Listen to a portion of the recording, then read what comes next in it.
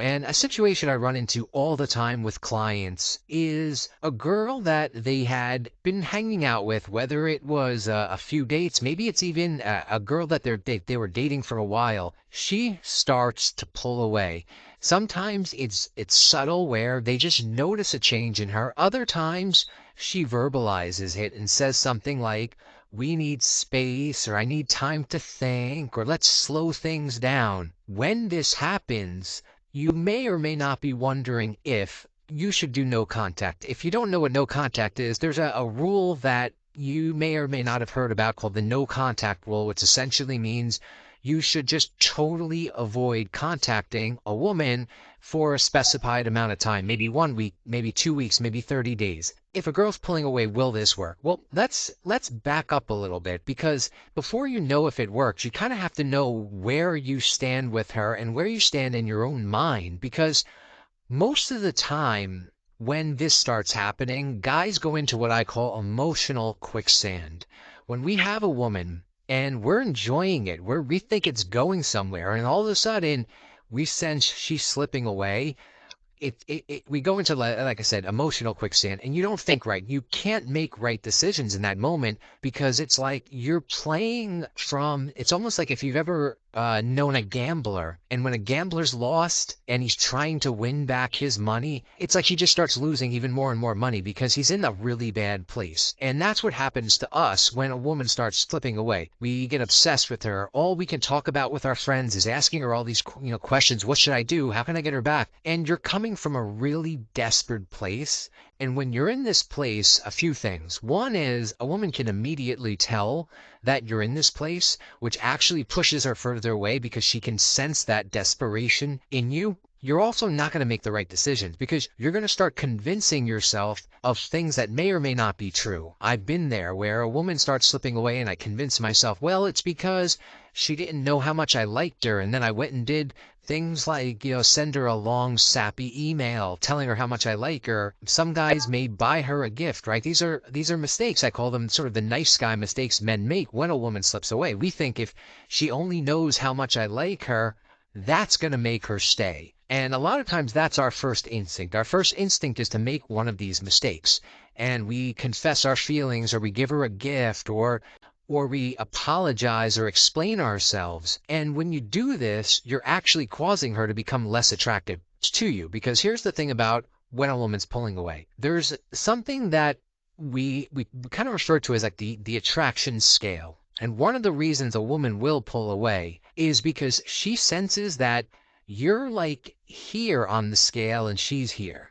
Meaning you've already given your hand to her. She already knows, like, she's got you. You want to be her boyfriend. You see a future with her.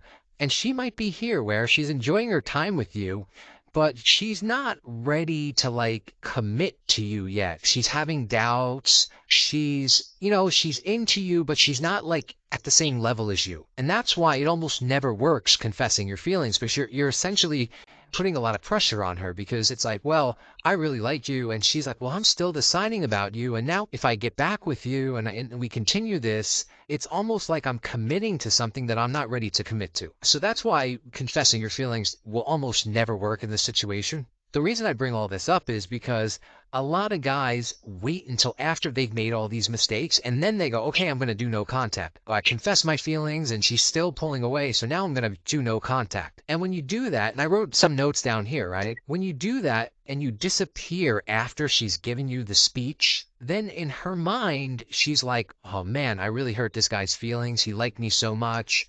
And she kind of pities you, but there's a weird element of, okay, you're not reaching out to her, you're maybe ignoring her a little bit, but it doesn't come from a place of strength. It comes from a place of desperation, and she knows that. She knows that you're really butthurt, and that's why you're not responding to her, and that's why you've gone kind of silent, which doesn't make her more attracted to you. It actually doesn't accomplish anything, right?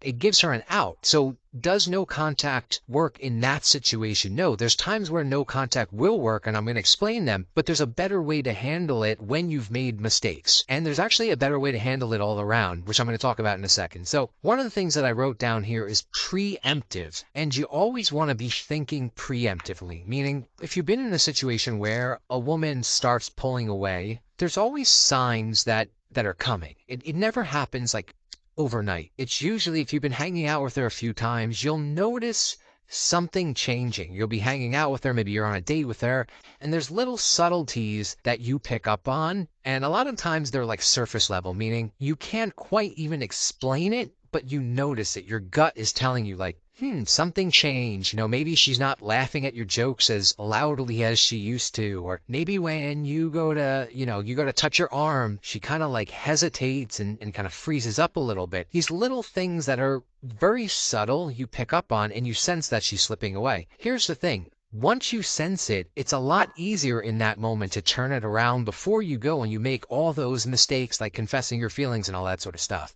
Now, if you've already made those mistakes, you can still turn it around in a large percentage of the time, but not by continuing making more of those mistakes and also not by completely going no contact. Here's what I mean. So one of the things that I always say is no contact is not really the right word that I tell guys to use, right? Because it's no contact is an emotional reaction, meaning she kind of knows what's going on. If you're like ignoring her and like blocking her and all that sort of stuff, it's a reaction. She knows this guy likes me so much and he's so emotionally reacted to what's going on that he had to block me because he can't even handle seeing me, which does not increase your value in her eyes. So what I always say is do a subdued version of no contact where it's almost like you're mirroring her, meaning that feeling that you got when she starts slipping away, you almost want to give her that feeling back, meaning you want to change your communication where she feels like she's losing her power over you. Because there's one thing about human, right? Human nature and basically everything in the dating world is psychology. Everything and everywhere is psychology, right? Sales is psychology. Dating is psychology. Everything is psychology. And when you understand human psychology, you understand there's a very strong human tendency to not want to lose something that we have. It's just human tendency, right? We value something the most as we feel we're losing it. For instance, if you've ever been in a situation where you were bidding on, let's say, a house, you were going to go buy a house and you thought you had the house and you were kind of like, I'm nervous. I don't know if I want this house. But then the realtor calls and tells you somebody else put an offer in and the seller's going to accept that offer. All of a sudden you're like, I got to have it. I don't want to lose that house. It was so perfect, right? 2 days ago, you weren't so sure, but the minute you sense you're losing it, that's when the desire to hold on to it kicks in. And part of the reason we get into emotional quicksand when a woman starts slipping away is because of the same thing. When you have a woman and you feel good about yourself and she's into you and you're like, man, this is so well, and then you sense her slipping away, that same fear of loss kicks in where you're like almost desperate to hold on to her. So knowing this, you want to give her that same feeling in a subtle way. You want her to feel like she's slowly losing you. And you may think, well, if she's pulling away, why would she care if she loses me? Because she's pulling away knowing that you're on the back burner, that you really like her. If she decides she likes you, she could come back.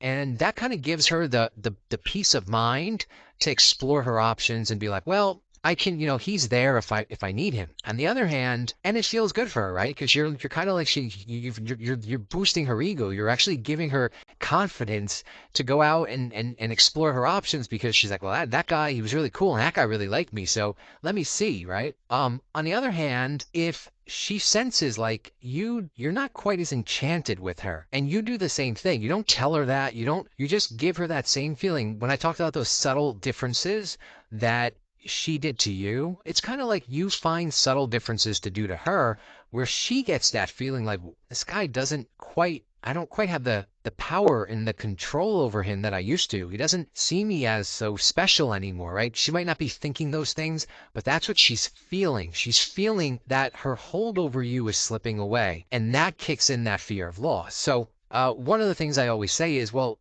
guys will always say to me, well, how do I ask her out? How do I continue things, but also act like I'm slipping away? And the answer that I give them is subdued interest and a time restraint, right? And it's almost like you want to beat her to it because a lot of times she kind of probably wants to hang out with you. She's still kind of curious. Now, there's sometimes where a woman is gone, right? She's just mentally, she's already banging her ex-boyfriend and she's totally forgotten about you. And in those situations, yes, just disappear, whatever. I'm talking about the times where it's like she's still there, but you know you're about to lose her. So in those situations, you do want to get her out, but you don't want to come across as desperate. So one of the things I always say is use a time constraint. Beat her to that. Because in her mind, she's like, I'm not sure. I don't want to go out with him again because I'm not sure. And then I'm going to be stuck and it's going to be weird. So you can beat her to it and say, hey, hey, it'd be